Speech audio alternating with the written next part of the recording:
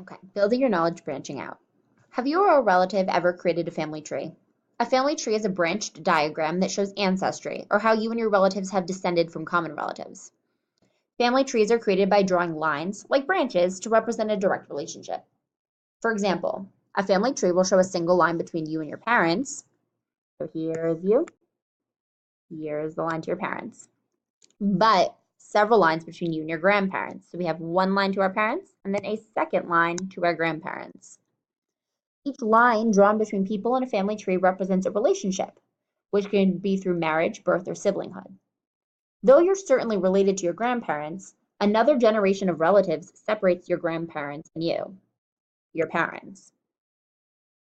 Some people have been keeping track of their ancestry for many years, so their family trees are very large and even show ancestors that existed early in history.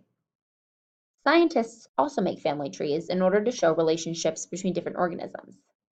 These diagrams, called cladograms, use a similar branching structure that displays both ancestry and similar traits. However, the lines drawn in a cladogram do not represent marriage, birth, or siblings. Rather, they represent evolutionary relationships. The fewer the lines between organisms, the closer they are in relation and the more traits they share. Very similar to the family tree we just showed. When two lines meet in a cladogram, it represents a common trait or common ancestor. For example, squirrels and lions are more closely related in the cladogram below.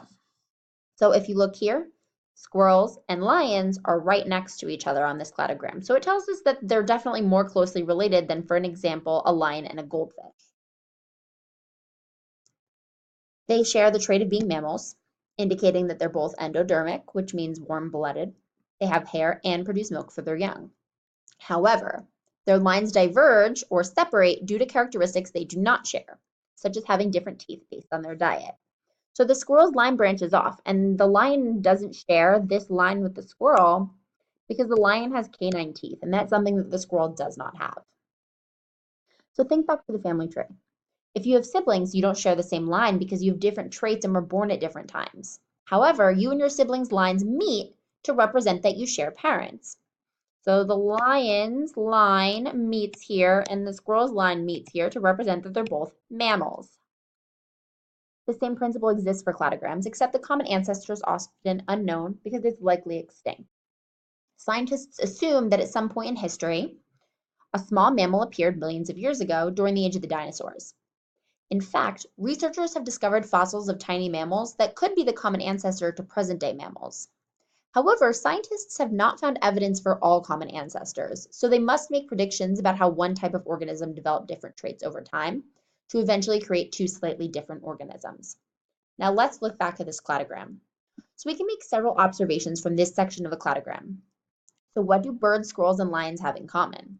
Well, we know that birds, squirrels, and lions, because birds end here, everything in this section can't apply to birds.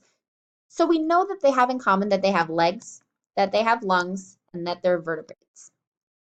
So what kind of makes squirrels and lions more similar? Well, that's the fact that they're both mammals.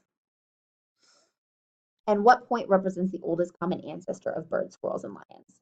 Well, it would be all the way down here because we know that all of them are vertebrates, all of them have lungs, and all of them have legs. So basically how you want to think of the cladogram is everything at the top of the cladogram has all of this in common. It has all of those traits. And as you go further down, they have less and less similar traits. So a bird, for example, wouldn't have any traits that are above this line. They're not a mammal and they don't have canine teeth. So let's observe this cladogram in figure C below. This shows an evolutionary relationship between several animals. Each horizontal line, so these guys, will represent a new trait that evolved between organisms.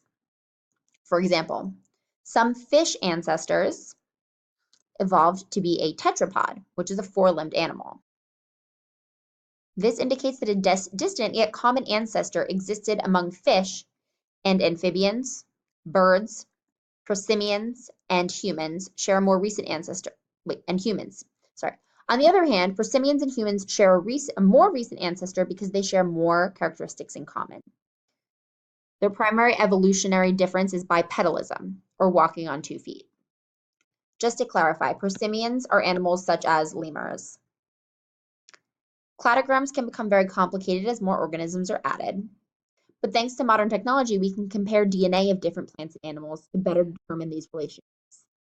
Some of the findings are very surprising. We have found that birds are the most direct descendants of dinosaurs. Vegetables, like kale, broccoli, and Brussels sprouts, have a common ancestor of wild cabbage. Also, whales and dolphins are more similar to humans than they are to fish and sharks. Using a diagram like a family tree or cladogram is helpful in visualizing relationships. In science, cladograms display evolutionary relationships, and that may prompt interesting questions about how organisms are related and how traits evolve. Think of it as a family tree of life. So before we end this, I just kind of want to reiterate how to read a cladogram, because I know it's a little bit confusing. So everything toward the top, so for example, bipedal, because that's the top and there's only one thing at the top, humans are going to be the only one that have that. So anything under bipedal it doesn't walk on 2 feet. To give another example, we have vertebrate right here. Everything under the category vertebrate is not a vertebrate. So insects would not be vertebrates. Everything above the word vertebrate would mean that it is a vertebrate, and that's where that common ancestor comes in. So fish, amphibians, birds, prosimians, and humans are all vertebrates. Hopefully that clears up cladograms a little bit better if you had any confusion.